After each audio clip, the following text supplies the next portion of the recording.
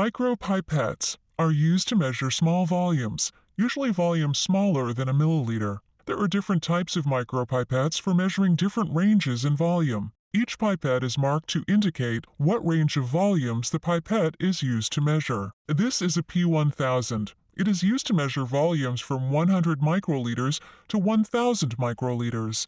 This is a P20. It is used to measure volumes from 2 microliters to 20 microliters. This window on the pipette shows the volume of fluid that the pipette is set to take up. For this P1000, the upper digit in red represents the thousands place. The next digit down represents the hundreds place. The digit on the bottom represents the tens place. This micropipette is set to take up 950 microliters. For this P20, the top digit represents the tens place. The next digit down represents the ones place. The digit on the bottom in red represents tenths. This micropipette is set to take up 12.5 microliters. We will use the P20 micropipette to demonstrate how to use a micropipette. However, the principles learned with respect to this pipette generally apply to other types as well. Different micropipettes have different but similar mechanisms for setting the volume they will take up. To set the volume on this P20, gently pull up and turn the black wheel as shown here.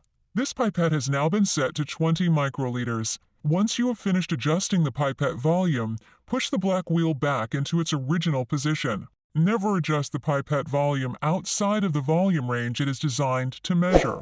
This damages the micropipette. In order to take up the indicated volume of fluid using the micropipette, you must first place a disposable plastic pipette tip onto the end of the pipette. Different types of tips are used with different micropipettes. This clear tip is used with this P20. To take liquid up into the pipette, first place the tip on the micropipette as shown here. Make sure the tip is firmly seated on the end of the micropipette. Fluid is taken up into and expelled from the pipette tip by using the micropipette plunger. The pipette plunger is operated by pushing down on the button on the top of the plunger. The plunger has 2 stops.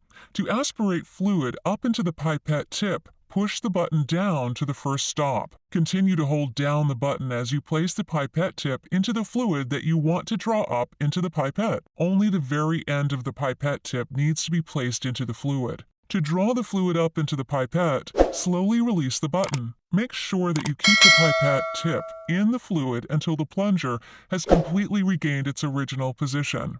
Draw the tip out of the fluid in the microcentrifuge tube.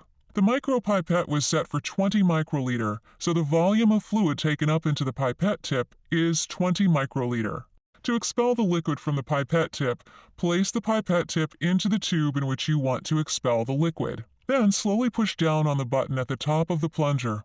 As you push down on the plunger, the fluid in the tip will be pushed out into the tube. Remember that the plunger has 2 stops, and that you push to the first stop when you are taking fluid up into the pipette tip. To remove the last bit of fluid from the pipette tip, push past this first stop to the second stop. This will expel any liquid remaining in the pipette tip. Hold down the button until the tip is no longer touching the fluid. Otherwise, you may aspirate the fluid back up into the tip.